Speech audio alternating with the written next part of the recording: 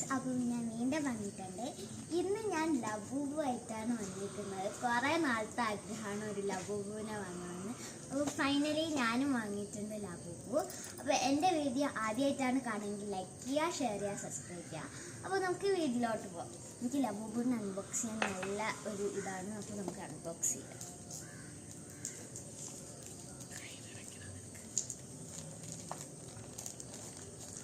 ഇത് ഭയങ്കര പാക്കിങ്ങിലാണ് വന്നേക്കുന്നത്.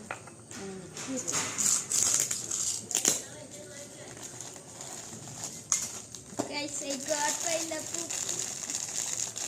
So let's unbox this.